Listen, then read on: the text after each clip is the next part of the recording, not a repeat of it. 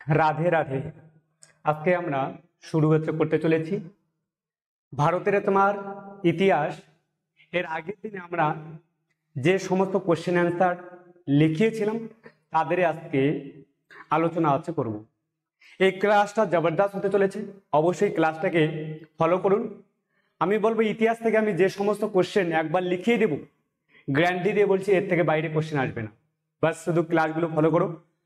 আমার পূর্ব অভিজ্ঞতা থেকে আমি 5 বছর ধরে পড়াচ্ছি, তো সেখান থেকে যতগুলো আমি কোশ্চেন লিখিয়েছি এর বাইরে তো কোশ্চেন আসে না, তো ধ্যান রাখা দরকার। অবশ্যই ক্লাসগুলো ফলো করুন। বাস কে কি করলো দেখার দরকার নেই, শুধু অবশ্যই ক্লাসগুলো যেগুলো করা হচ্ছে সেগুলোতে লিখে রাখবেন, তো তাহলেই হচ্ছে সুবিধা হবে।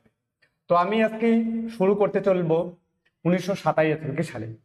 1927 সালে একটা বাটলার কমিশন গঠিত হয়। কোন কমিশন? Butler commission. ধ্যান রাখা দরকার, বাটলার কমিশন গঠিত হয়। কমিশন গঠিত হয়। কোশ্চেন পরীক্ষায় আসে বাটলার কমিশন কত সালে গঠিত হয়। এই বাটলার কমিশন কেন গঠিত হয়? বাটলার কমিশন গঠিত হয় এই কারণে যে ভারতে যে ব্রিটিশরা আছে, ব্রিটিশ প্রভিন্স আছে, এই প্রভিন্সের সাথে ব্রিটিশ তোমার সরকারের যাতে কি বলা হয় সম্পর্ক তোমাকে ভালো রাখে। এবং লর্ড বলা হয় চেমসফোর্ড, মন্টেগু চেমসফোর্ড নাম শোনা আছে। মন্টেগু ছিল সচিব এবং ভাইসরয় ছিল চেমসফোর্ড। এর সময়কালে যে সমস্ত ত্রুটি দেখা গিয়েছিল এই ত্রুটিগুলা তোমার সংশোধন করা, সঙ্গে সঙ্গে যে ভারতের ব্রিটিশ প্রভিন্স যেগুলো ছিল সেইগুলোর কি বলা হয় সেগুলোর সাথে তোমার সম্পর্ক বজায় রাখার জন্য বাটলার কমিশন তোমাকে গঠিত হয়। এরপরে পরবর্তীকালে যদি বলা হয় ভারতে নাম শোনা আছে যে 1909 সালে মরলে মিন্টো সংস্করণ হয়। 10 বছর পর 1919 সালে মন্টেগু চেমসফোর্ড সংস্করণ হয়। এবং 10 বছর পরে যদি বলা হয় তাহলে 1929 সালে আবার তোমার কি এই ধরনের তোমার কোনো সংস্করণ তৈরি করার কথা বলা হয়। কিন্তু ভারতের জনগণের তোমার চাপে এবং কি বলা হয় স্বায়ত্ত শাসন ডোমিনিয়ন স্ট্যাটাস তোমার কি চাহিদার তোমার কি ফলে এবং আন্দোলনের ফলে ভারত বা ব্রিটিশ সরকার 8 বছরের মধ্যেই কি নিয়ে আসে, নতুন নতুন সংস্কার নিয়ে আসার কথা বলা হয়। এবং তুমি কি হয় সাইমন কমিশন তোমার গঠিত হয়।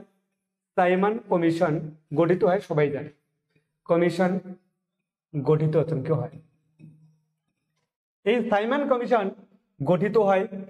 সাইমন কমিশন ধ্যান রাখা দরকার। সাইমন কমিশন গঠিত হয় 1927 সালে।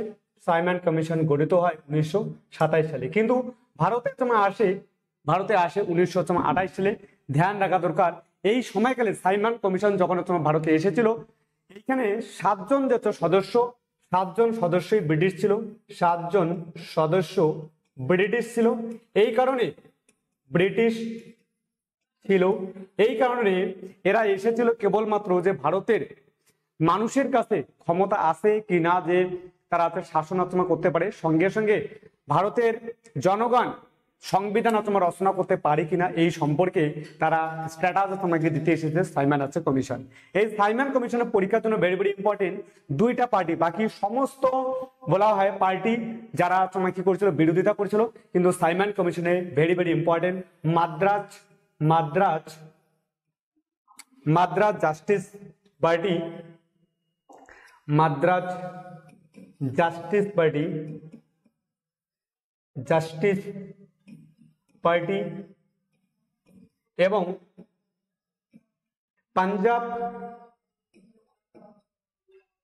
পাঞ্জাব ইউনিয়ন পার্টি কি করে সমর্থন করে সাইমন কমিশনকে সমর্থন করে। তো ভেরি ভেরি ইম্পর্টেন্ট, সাইমন কমিশনকে তোমার সমর্থন করেছিল কে? তাহলে বলবো ধ্যান রাখা দরকার পাঞ্জাব ইউনিয়ন পার্টি, মাদ্রাজ তোমার জাস্টিস পার্টি, এরা কি করেছিল সমর্থন করেছিল। ভারতের মধ্যে এরকম ভাবে অনেক তোমাকে দেখা যায় যে একদল যদি অন্য পাশে যায় তাহলে অপর দল অবশ্যই তাদের সহযোগিতা করে। এটা কোনো না কোনো ভাবে ভারতের এটা পরম্পরা ছিল, আগেও তোমার চলতো, এখনো কি চলছে। তাই তো বলবো যে সাইমন কমিশন যখন ভারতে আসে তারা জানে যে ভারতকে কখনো ডোমিনিয়ন স্ট্যাটাস দিবে না। এই তোমাকে কি বলা হয় এবং ভারতকে অপমান তোমার করা হবে এর হচ্ছে ফলে সমস্ত তোমার বলা হয় হিন্দু মহাসভা, মুসলিম লীগ, জাতীয় কংগ্রেস সেখানে কি করে বিরোধিতা করে। সাইমন গো ব্যাক তোমার লাগানো নাড়া হচ্ছে দেওয়া হয়। এই সাইমন কমিশনকে শ্বেতাঙ্গ ধ্যান রাখা দরকার। সাইমন কমিশনকে ভেরি ভেরি ইম্পর্টেন্ট। শ্বেতাঙ্গ কমিশন নামে পরিচিত ছিল। ভেরি ভেরি ইম্পর্টেন্ট কোশ্চেন পরীক্ষাতে শ্বেতাঙ্গ কমিশন নামে পরিচিত তোমার ছিল কে? তাহলে বলবো তোমার কোনটা? বলবো সাইমন তোমার কমিশন। এই সময়কালে বলবো সাইমন কমিশনের সময়কালে ভারতের বিশাল বড় তোমার নেতা সাইমন কমিশন বা সাইমন বিরোধী আন্দোলনের ফলে সাইমন গো ব্যাক, সাইমন বিরোধী আন্দোলনের সময় পাঞ্জাব কেশরী নামে পরিচিত, পাঞ্জাব কেশরী নামে পরিচিত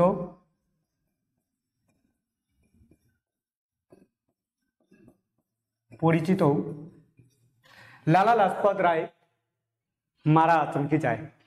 এই নিয়ে তোমাকে বিরোধিতা করেন, কিন্তু কোনো না কোনো ভাবে স্ট্যান্ডার্ডস তাকে আঘাত স্ট্যান্ডার্ডসের আদেশে তাকে আঘাত করা হয়। পুলিশ বাহিনী যখন সাইমন বিরোধী আন্দোলন চলছিল, বিশেষ করে পাঞ্জাবে যখন গিয়েছিল এই 7 জন মন্ত্রী, এই মন্ত্রীগুলো কি হয়েছিল যে যখন ইংল্যান্ড থেকে এসেছিল আর ইংল্যান্ড থেকে এসে ভারতে পদার্পণ করছিল, গোটা ভারতে পরিভ্রমণ করছিল। ঠিক সেই সময়কালে সেই সময়কালে ভাইসরয়কে বলে যে তোমার এখানে কি ধরনের ব্যবস্থা চলছে যে আমাদের কোনো সম্মানে নেই। এই সময়কালে যেখানে যায় সেখানেই সাইমন গো ব্যাক নারা দিতে থাকে, মতলব সাইমন গো ব্যাক বলতে থাকে। এই সময়কালে পাঞ্জাব কেশরী নামে পরিচিত কে? লালা লাজপত রায়। লালা লাজপত রায় হত্যা হয়।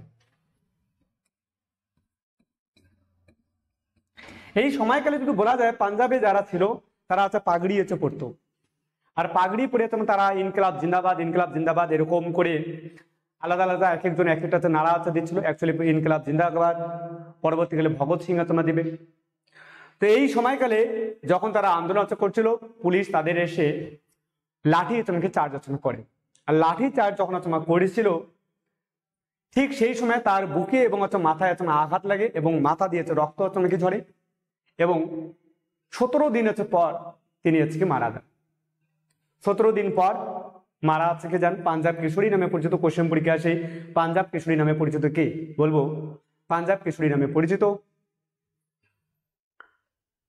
লালা Lajpat Rai. Very very important. এই সময়কালে তার মৃত্যুর 1 মাস পরে, যখন লালা লাজপত রায়কে মারছিল, সেই ভিড়ের দূর থেকে ভগৎ সিং তাকে দেখছিল যে একজন বিশাল বড় নেতা, কংগ্রেসের সব থেকে বিশাল বড় নেতা ছিল সেই সময়কালে, তার উপর যদি আঘাত হানতে পারে ব্রিটিশরা, তাহলে আমরা তো সামান্য জনগণ, আমাদের উপর কি অত্যাচার করতে পারে। এই জন্যই তিনি প্রতিজ্ঞা নেয় যে স্ট্যান্ডার্ডসকে হত্যা করবে। তার মৃত্যুর 1 মাস পর,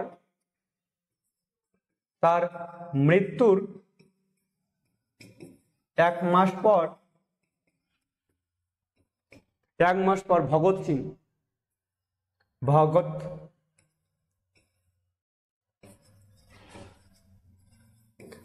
সিং তার স্ট্যান্ডার্ডসকে হত্যা করে।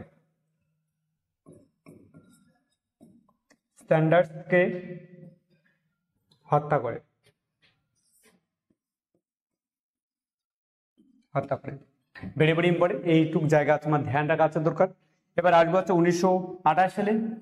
এর পরবর্তীকালে তোমরা একটা সিনেমাতে দেখেছো যে কি করে একটা থানার সামনে ভগৎ সিং তারা সাইকেলে প্যাটেল নিয়ে মারতে থাকে। হঠাৎ করে স্ট্যান্ডার্ডস বেরিয়ে এসে তাকে গুলি পুড়িয়ে দেয় এবং পরে সে পালিয়ে কি যায়, তাকে ধরতেই পারে না, কোনো সবুত থাকে না। এবার আসবো 1928 সাল। 1928 সালে যদি বলা হয় 1928 সালে সাইমন কমিশন ভারতে আসে।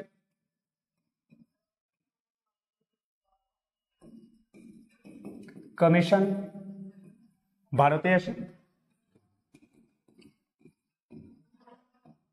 ভারতে এসে তো সাইমন গো ব্যাক চলছিল, এটা সাইমন কমিশনের ওখানে আছে, লিখিয়ে দিলাম।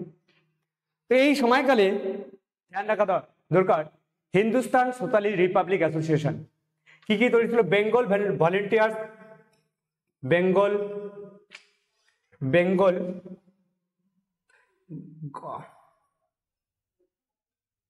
Bengal volunteers,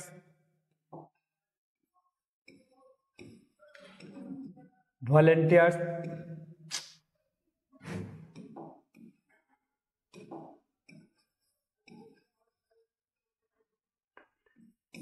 tears, Bengal volunteer সংস্থাটি প্রতিষ্ঠিত হয়, সংস্থাটি প্রতিষ্ঠিত হয়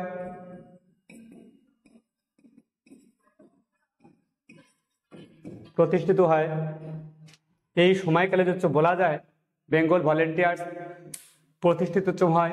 সঙ্গে সঙ্গে তো ধ্যান রাখা হবে Hindustan socialist Republic association, Hindustan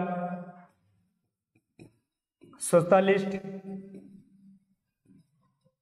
Hindustan socialist Republic association, association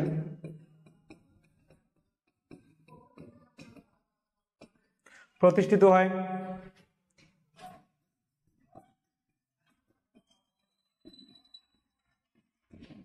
Hindustan socialist Republic association প্রতিষ্ঠিত হয়। ইন্ডিয়ান রিপাবলিক আর্মি মাস্টার দা সূর্য সেন দ্বারা প্রতিষ্ঠিত হয়। এটা কে প্রতিষ্ঠা করে? ভগৎ সিং,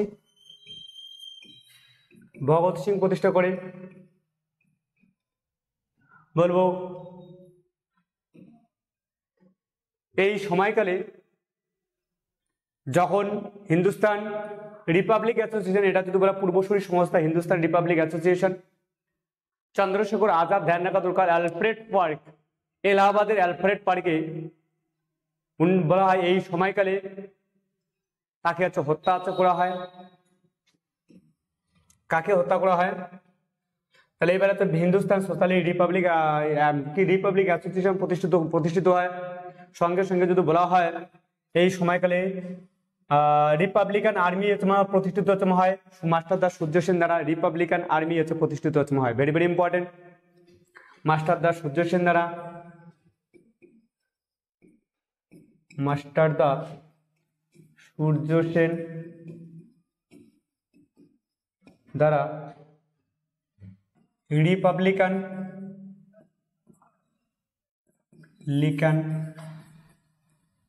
আর্মি প্রতিষ্ঠিত হয়।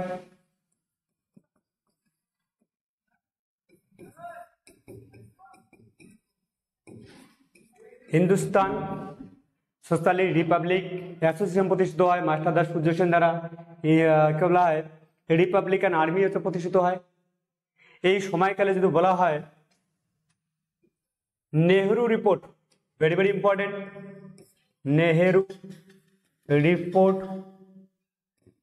রিপোর্ট পেশ করে এই নেহেরু রিপোর্ট এই বিরোধিতা করেছিল, অবজেকশন করেছিল, আপত্তি জানিয়েছিল। নেহেরু রিপোর্টে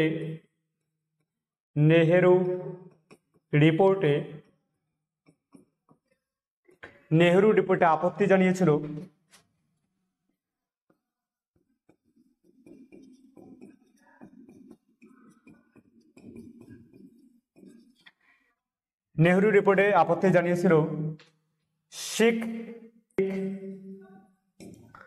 তারপরে হিন্দু মহাসভা,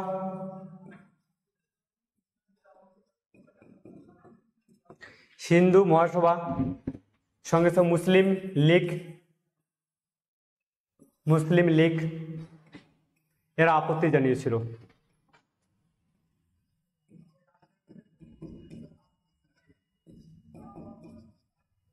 লীগ আপত্তি জানিয়েছিল। ভেরি ভেরি ইম্পর্টেন্ট, 1928 সালে 1928 সালে বারদৌলি সত্যাগ্রহ হয়েছিল। বারদৌলি সত্যাগ্রহ হয়েছিল, আন্দোলন করেছিল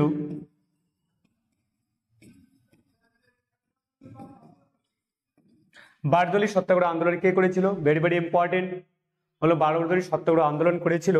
এখানকার নেতা তো ছিল সর্দার বল্লভভাই প্যাটেল। সর্দার বল্লভভাই প্যাটেল, বল্লভভাই প্যাটেল। সর্দার বল্লভভাই প্যাটেল, ধ্যান রাখা দরকার, ইনি ছিল ভারতের প্রথম স্বরাষ্ট্রমন্ত্রী। এনাকে কি বলা হয়? লৌহ মানব বলা হয়। ইনি লৌহ মানব নামে পরিচিত। ইনি লৌহ মানব, যিনি লৌহ মানব নামে পরিচিত, যিনি লৌহ মানব নামে পরিচিত ছিলেন।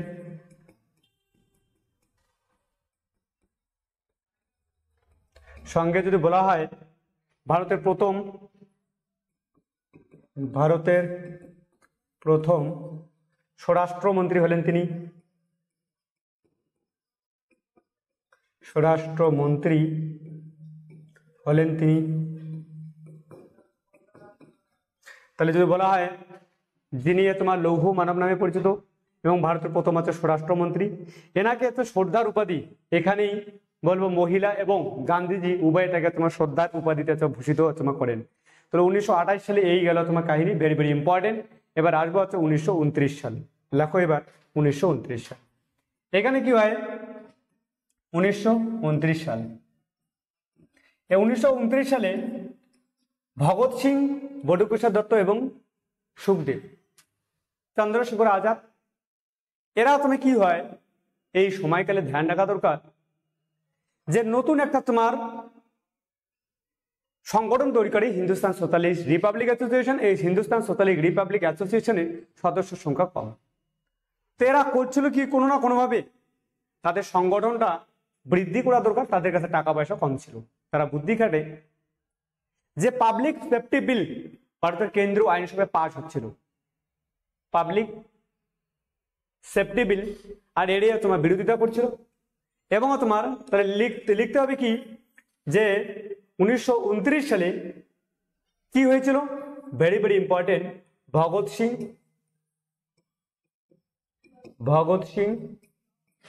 বটুকেশ্বর দত্ত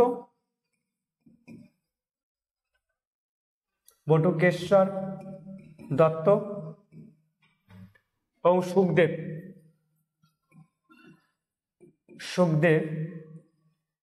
ভারতের কেন্দ্রীয়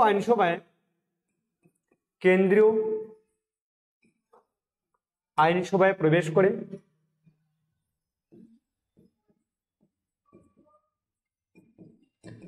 করে বোমা নিক্ষেপ করে। কি নিক্ষেপ করে? বোমা নিক্ষেপ করে এবং পাবলিক সেফটি বিলের বিরোধিতা করেন। পাবলিক সেফটি বিলের বিরোধিতা করেন।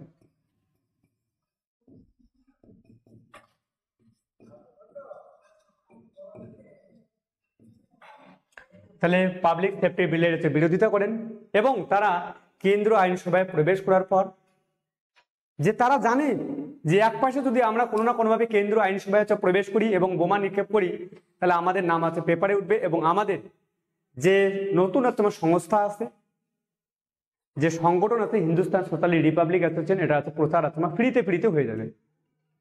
যদি বাস্তব ক্ষেত্রে কোনো কিছু এরকম করতে চাও তাহলে পেপার পত্রিকায় যদি নাম ছাপাতে চাও তাহলে এরকম ধরনের কাজ করা দরকার। তো তারা জানে যে আমরা কখনো ব্রিটিশদের উপরে তোমার অত্যাচার, তোমার ব্রিটিশদের উপরে বোমা নিক্ষেপ করবো না এবং আমাদের জেলে কি বড় জোরে 1 মাস 2 মাস রাখবেন, 3 মাস রাখবেন, তারপরে ছেড়ে দিবেন।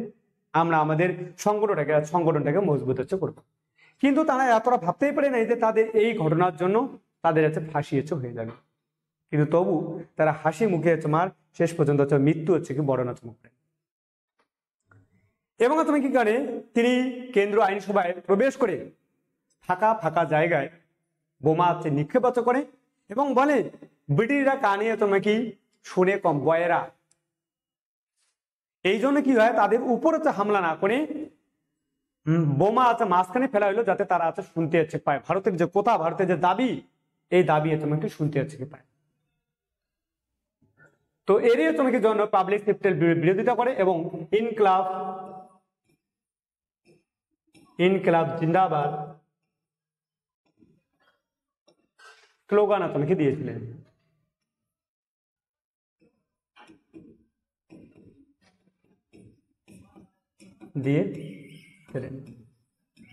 তো ভেরি ভেরি ইম্পর্টেন্ট, ইনকলাব জিন্দাবাদ তোমার স্লোগান তোমার দিয়েছিলেন। 1928 সালে বলবো ধ্যান রাখা দরকার, 1929 সালে এবং তাদের তুমি কি করা হয়, তাদের তোমার গ্রেপ্তার করা হয় এবং তাদের বিরুদ্ধে কি লাগানো হয়, লাহোর ষড়যন্ত্র মামলা। বলবো 1929 সালে লাহোর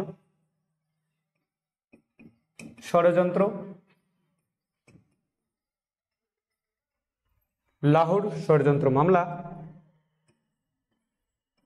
মামলা শুরু হচ্ছে কি হয়। তাদের উপর ভগৎ সিং এর উপর বিশেষ করে তাদের উপর 3rd ডিগ্রি টর্চার করা হয়। উল্টা দিকে ঝুলে রাখা, শরীরে কেটে লবণ দেওয়া, ফ্রিজের উপরে ঠান্ডার উপরে সারা মেলা হয়, সারা রাত্রে তোমাকে শুয়ে রাখা, প্রচুর পরিমাণে 3rd ডিগ্রি যখন টর্চার করেছিল তাদের সঙ্গী,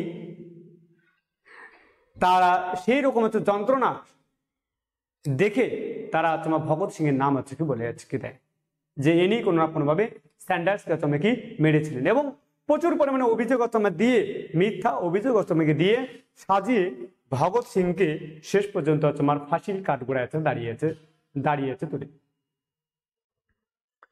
তো এবং 1900 বলা হয় ভগৎ সিং যদি বাস্তব ক্ষেত্রে আজকে দুনিয়া বেঁচে থাকতো কত রকমের যে সংস্কার হতো এটা বলা মুশকিল।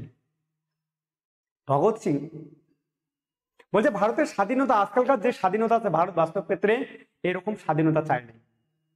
তার স্বাধীনতা ছিল আর্থিক সামাজিক স্বাধীনতা, যাতে সবাই গাছতলায় সেই ছাদতলায় থাকতো। আজকে কত সুবিধা হয়ে যেত, তাদের তোমার মতাদর্শগুলো, তাদের ধারাগুলো এই ধরনের বীর পুরুষকে কোটি কোটি নমন, কোটি কোটি শ্রদ্ধা কি জানায়, তাহে দিল সে তাদের শ্রদ্ধা কি জানায়, কারণ তাদের তোমার চিন্তা ভাবনা আলাদা ছিল। আর আজকালকার ছেলেমেয়ে চিন্তা ভাবনা আলাদা, দেখে সত্যি অবাক লাগে।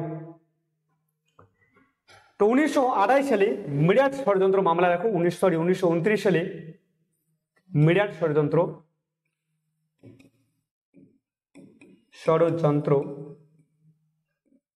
মামলা শুরু হচ্ছে কি হয়। কমিউনিস্ট নেতারা থেকে বিরুদ্ধে,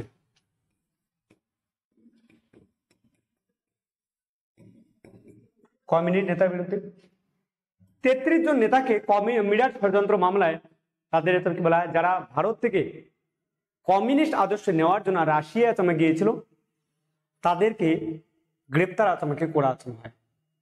তারা কোনো না কোনো ভাবে ভারতের নিরাপত্তা বিঘ্নিত হচ্ছিল। এই কারণে তাদেরকে 33 জন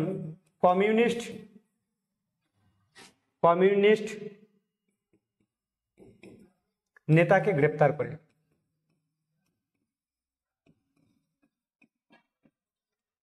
কমিউনিস্ট নেতাকে গ্রেপ্তার করে। তাদের মধ্যে এরকম না যে সমস্তগুলোই ভারতীয় ছিল, 3 জন ব্রিটিশ ছিল। সঙ্গে লেখো 3 জন ব্রিটিশ ছিল। এদের মধ্যে কয়জন ব্রিটিশ ছিল? 3 জন। এদের মধ্যে 3 জন ব্রিটিশ ছিল।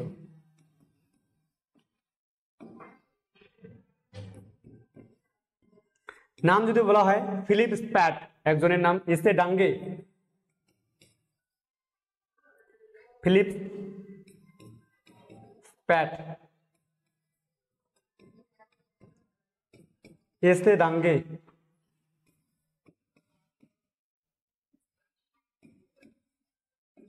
এই দুইজনের নাম ভেরি ভেরি ইম্পর্টেন্ট। তো মিরাট ষড়যন্ত্র মামলা যদি বলা হয় তো ভেরি ভেরি ইম্পর্টেন্ট। এবারে তো বলবো কি, এই সময়কালে জওহরলাল নেহরু বলা হয় জাতীয় কংগ্রেসের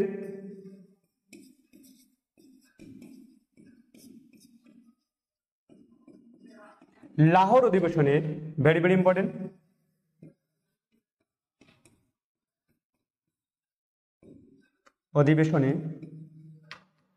লাহোর অধিবেশনে, জাতীয় কংগ্রেসের লাহোর অধিবেশনে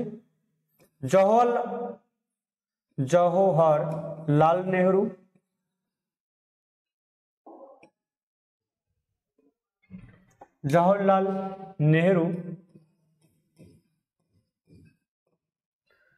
নেহরু এর সভাপতিত্বে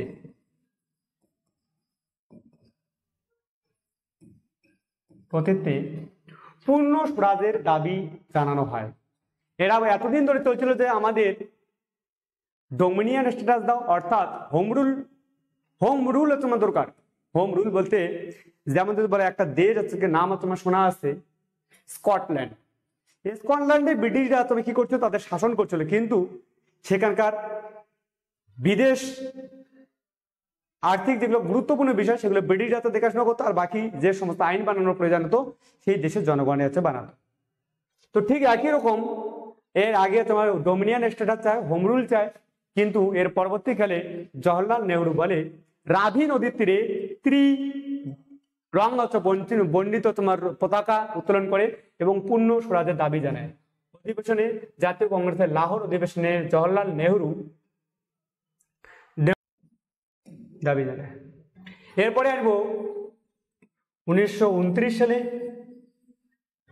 দীপাবলি ঘোষণা 1929 সালে দীপাবলি ঘোষণা জারি করে। কোশ্চেন পরীক্ষা আছে দীপাবলি ঘোষণা কবে তোমার জারি করে?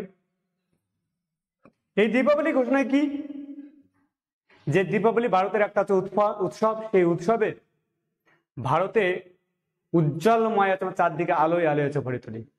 যে ভারতে জনগণের হচ্ছে সুবিধার জন্য বলে ব্রিটিশ সরকার আজকে থেকে খুব ভালো হচ্ছে পদক্ষেপ নেবে, এই জন্য হচ্ছে দীপাবলি ঘোষণা তোমাকে জারি করে। Very very important. 1929 সালে মোহাম্মদ আলী জিন্নাহ মুসলিমদের সংরক্ষণের জন্য, মুসলিমদের সুবিধার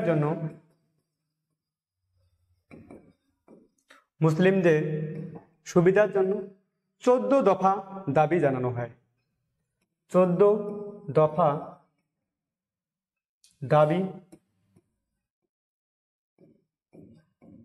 দাবি জানায়। তো ভেরি ভেরি ইম্পর্টেন্ট, এইটা ভেরি ভেরি ইম্পর্টেন্ট, লিখে আছে রাখবে।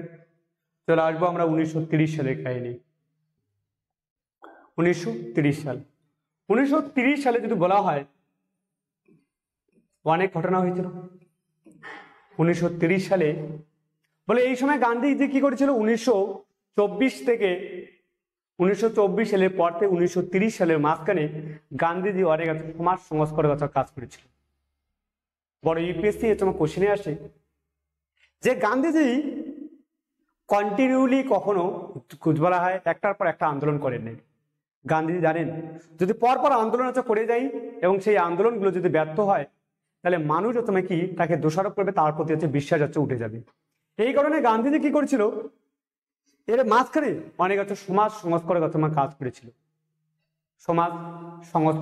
করেছিল। 1930 সালে কর্নফুলিও যুদ্ধ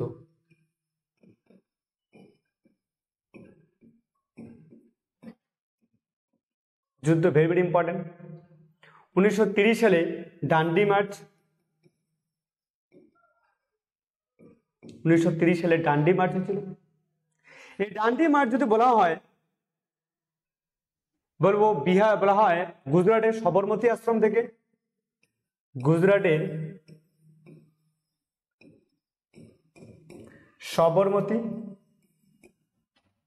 সবরমতী আশ্রম থেকে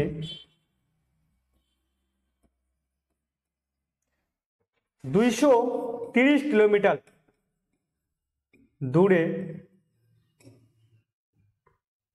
ডান্ডি নামের স্থানে লবণ তৈরির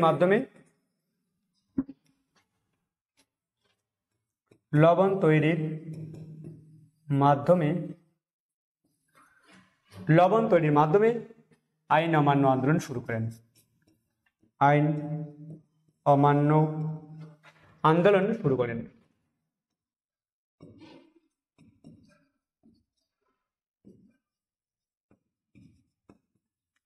এই দিন থেকে গান্ধীজি বলে যে এতদিন ধরে তোমাদের বলেছিলাম যে অসহযোগিতা, এবার আমরা ব্রিটিশদের দেওয়া যে আইন আছে সেই আইনগুলো একটার পর একটা তোমাকে কি বলে ধ্বংস আচমা করে যাব, এবং বলা হয় ইগনোর আচমা করে যাব বা অমান্য করে যাব। এবার কি হয়, ডান্ডি যদি অভিযান বলা হয়, ডান্ডি মার্চ বলা হয়, 78 জন বলা হয়, 78 জন সেবক নিয়ে বা 78 জন সদস্য নিয়ে 78 জন সদস্য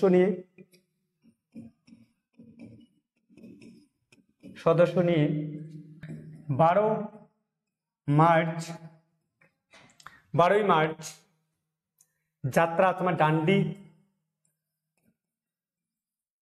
অভিযান শুরু করেন।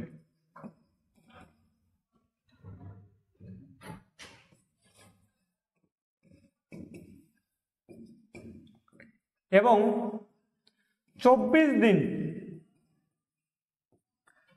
পদযাত্রা করে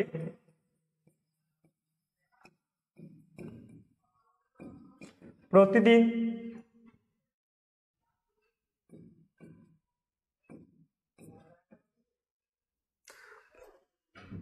পদযাত্রা করে 240 কিলোমিটার 240 কিমি হেঁটে 5ই এপ্রিল সেখানে পৌঁছান।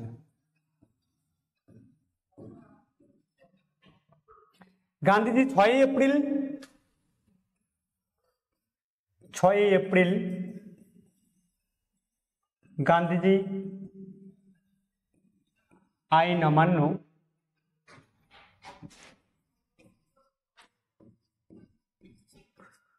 লবণ তৈরির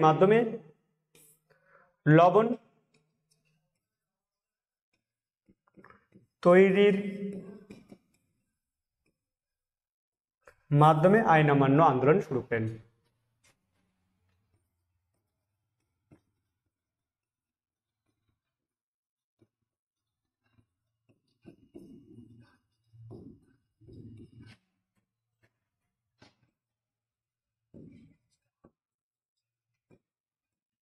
তাহলে গান্ধীজি লবণ তৈরির মাধ্যমে আইন অমান্য আন্দোলন শুরু করেন। Very very important. তো এবার কি হয়, এই সময়কালে বলবো এই সময়কালে গান্ধীজি তারা টিম তৈরি করেন এবং বলে কোন রকমে ব্রিটিশদের উপর অত্যাচার না করে তারা আইন লবণ তৈরি করতেন। টিম তৈরি করেন 5 জন 6 জন করে, এবং লবণ তৈরি করতে চান। ব্রিটিশরা তাদের মাথা তাদের আঘাত করে, এবং ওই 5-6 জন আবার ফিরে আসেন তাদের কাছে ব্যাকআপ করার জন্য। তাদের যেখানে যেখানে মারছিল তাদেরকে ধরে শিবিরে নিয়ে আসেন। একদল যারা আবার যায় লবণ তৈরি করতে, আবার তুমি কি আরেক দল গিয়েছে, তাদের ব্রিটিশরা তাদের মারার ফলে তারা একটা দল তুমি গিয়ে তাদের কাছে আবার উদ্ধার করেছে, নিয়ে এসে এবং সেবা করে। এই সময়কালে ব্রিটিশ বিভিন্ন তোমার দেশ থেকে পত্র পত্রিকা তোমার আসে, আর পত্র পত্রিকা এসে তোমার দেখে যে ভারতীয়দের উপর কিরকম আছে অত্যাচার করা হচ্ছে। আর গান্ধীজির একদম মেন্টালিটি, একজন উকিল ছিল, একদম জবরদস্ত উকিল ছিল গান্ধীজি, আর বলা হয় পরিকল্পনা মাফিক এটা করেন এবং গোটা বিশ্বে এই খবর ছড়িয়ে যায় যে ভারতীয়দের উপর তীব্র অত্যাচার করা হচ্ছিল। তো ভেরি ভেরি ইম্পর্টেন্ট। এবার আসবো এই সময়কালে মাদ্রাজে বলা চক্রবর্তী রাজা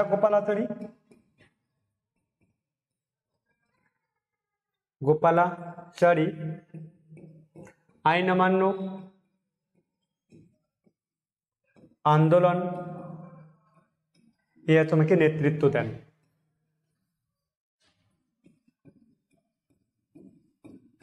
এবং উত্তর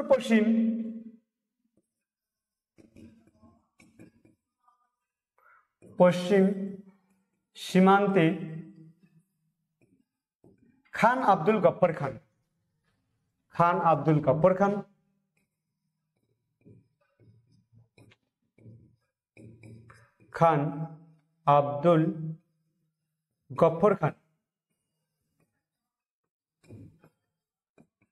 খান আইন অমান্য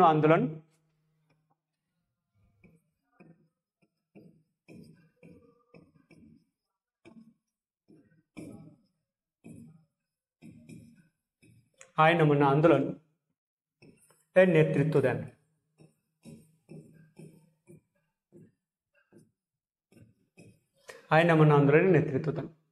খান আব্দুল গফ্ফর খান তিনি সীমান্ত গান্ধী নামে পরিচিত। খান আব্দুল গফ্ফর খান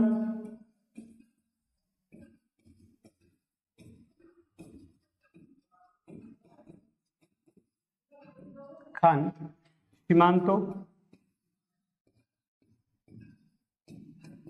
গান্ধী নামে পরিচিত ছিলেন। খান আব্দুল গফ্ফর খান সীমান্ত গান্ধী নামে পরিচিত ছিলেন। তিনি খুদাই খিদমাতগার নামে সংস্থা তৈরি করছিলেন। তিনি পরীক্ষায় ভেরি ভেরি ইম্পর্টেন্ট, স্টামাক লাগিয়ে দাও, যে তিনি খুদাই খিদমাতগার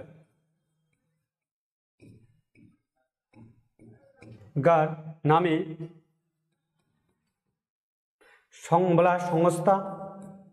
সংগঠন তৈরি করেছিলেন।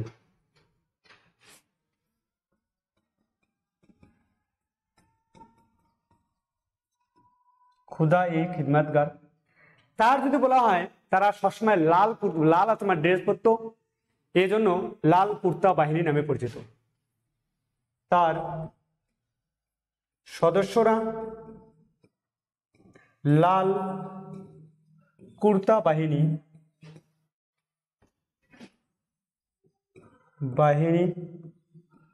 নামে পরিচিত ছিলেন।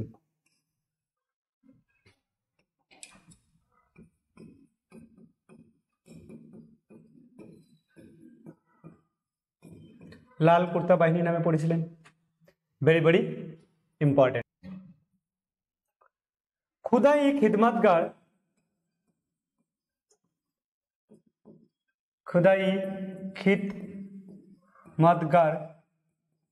কথাটার অর্থ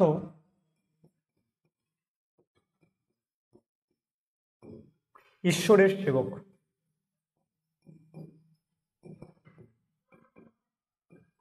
কোশ্চেন পরীক্ষা আছে খুদাই খিদমাতগার কথাটার অর্থ কি? ঈশ্বরের সেবক। যে তিনি খান আব্দুল গফ্ফর খান যদি বলা হয় তিনি পাতুন, খান Abdul Gaffar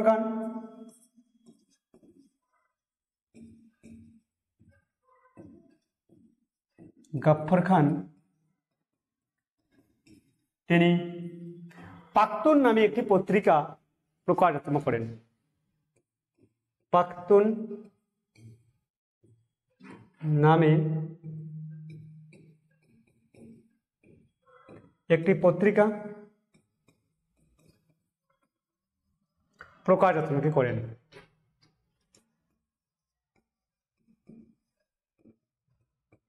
very very important.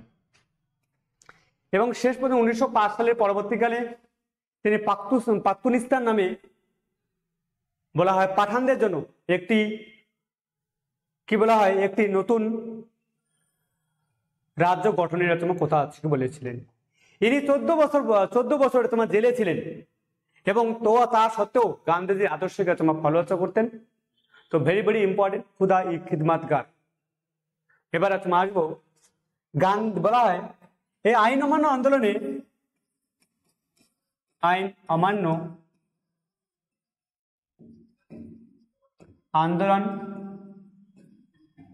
এই আইন অমান্য আন্দোলনে যদি বলা হয় আইন অমান্য আন্দোলনে ভেরি ভেরি ইম্পর্টেন্ট যে প্রথম নারীরা ব্যাপকভাবে অংশগ্রহণ করেছিল।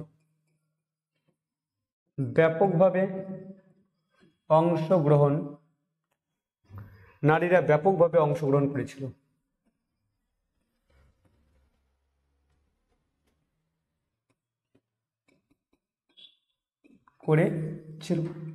তাহলে আইন অমান্য আন্দোলনে নারীরা ব্যাপকভাবে অংশগ্রহণ ছিল। এর আগে নারীরা যদিও অংশগ্রহণ করেছিল ঠিক সেই মতো অংশগ্রহণ করে নাই, কিন্তু আইন অমান্য আন্দোলনে সর্বপ্রথম নারীরা ব্যাপকভাবে অংশগ্রহণ করেছিল। এই নারীদের মধ্যে যদি বলা হয় সরোজিনী নাইডু, এই নারীরা হলেন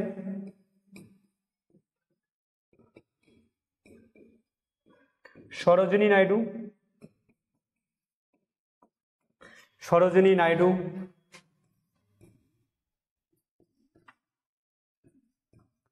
বাসন্তী দেবী,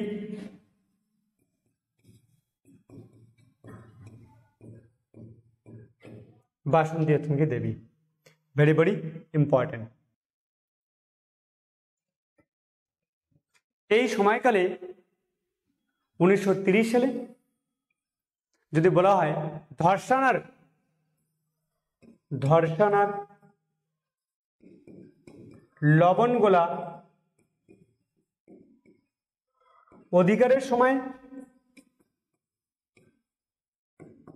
অধিকারের পথে গান্ধীজিকে গ্রেপ্তার করা হয়। গান্ধীজি গ্রেপ্তার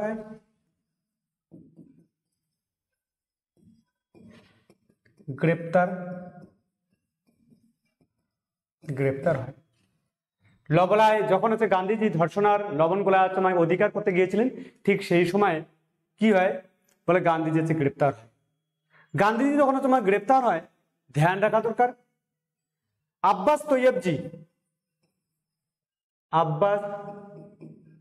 তৈয়বজি এই আন্দোলনের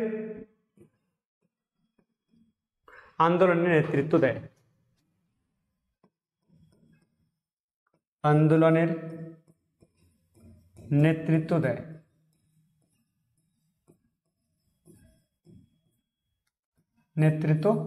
দেয়। যখন আব্বাস তৈয়বজি যখন গ্রেপ্তার হয়, আব্বাস তৈয়বজি গ্রেপ্তার হওয়ার পর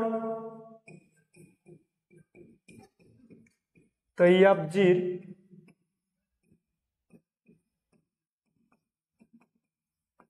গ্রেপ্তারের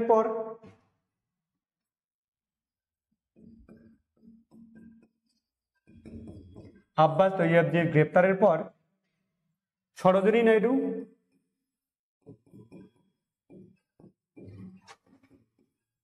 নাইডু এই আন্দোলনের নেতৃত্ব দেয়।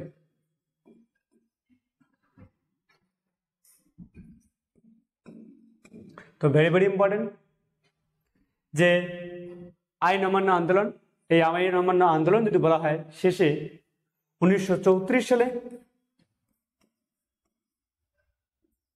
1932 সালে যদি বলা হয় জাতীয় এর ফলে 1932 সালে জাতীয় কংগ্রেসকে ব্যান করে চমকে দেওয়া হয় এবং 1934 সালে গান্ধীজি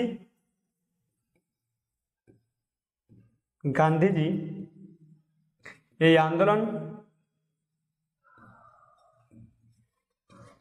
আন্দোলন প্রত্যাহার করেন।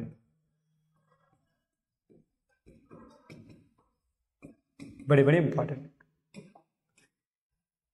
তো এরপরে যদি বলা হয় প্রথম গোল টেবিল বৈঠক 1930 সালের কাহিনীতে আমরা আসি, তাহলে বলো 1930 সালে আছে প্রথম গোল টেবিল বৈঠক হয়। গোল টেবিল বৈঠক 1930 সালে।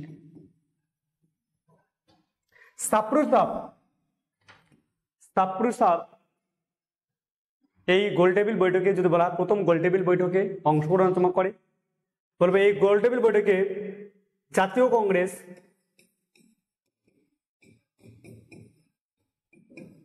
এই গোল টেবিল বৈঠকে অংশগ্রহণ করে না, বৈঠকে অংশগ্রহণ করে না।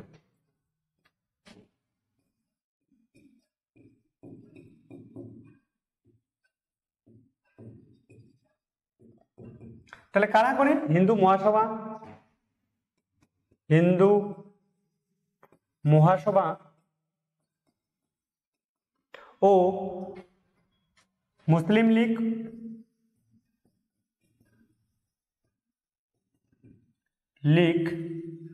এই গোল টেবিল বৈঠকে অংশগ্রহণ করে।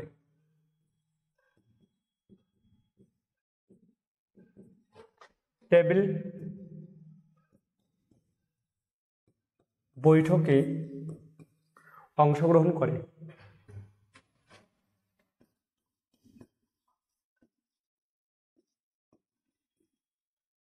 Very very important. এবং জাতীয় কংগ্রেসের পক্ষ থেকে সাপ্রু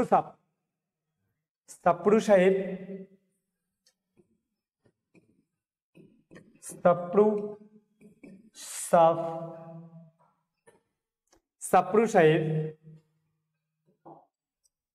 জাতীয় কংগ্রেসের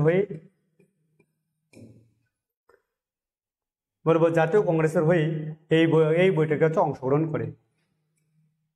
সাপ্রু সাহেব এই বৈঠকে অংশগ্রহণ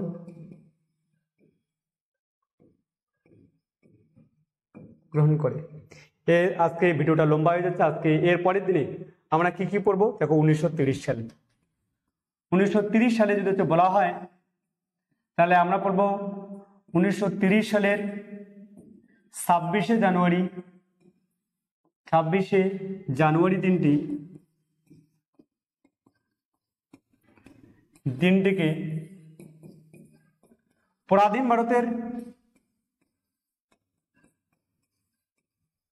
ভারতের স্বাধীনতা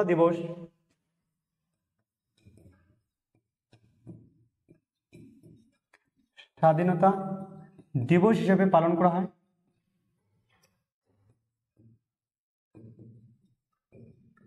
পালিত হয়। 2 নম্বর পর্ব 1930 সালে চট্টগ্রাম অস্ত্রাগার লুণ্ঠন হয়। চট্টগ্রাম অস্ত্রাগার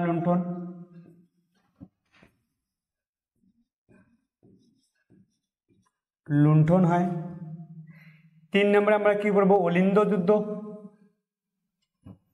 3 নম্বর লিখবো অলিন্দ যুদ্ধ।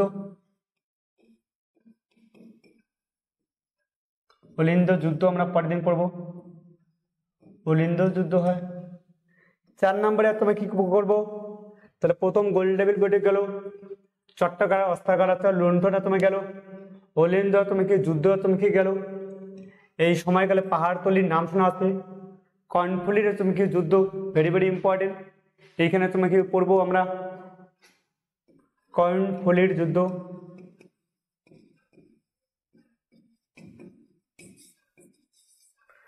হয়।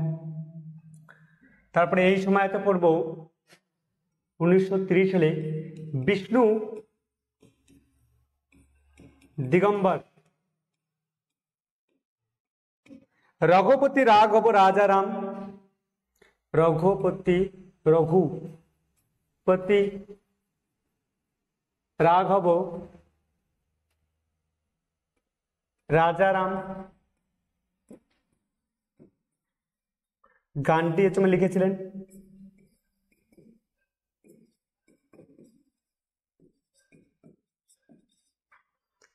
গানটি তুমি লিখেছেন। সঙ্গে যমুনালাল,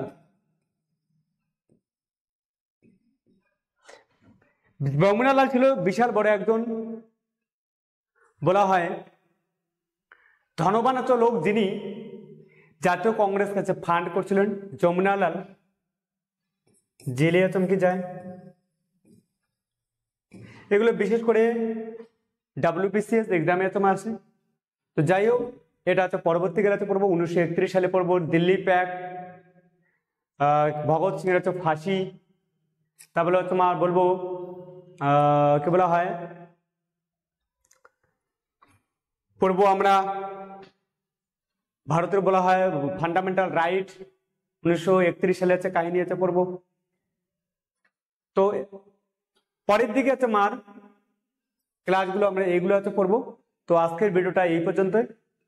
সবাইকে আরেকবার রাধে রাধে।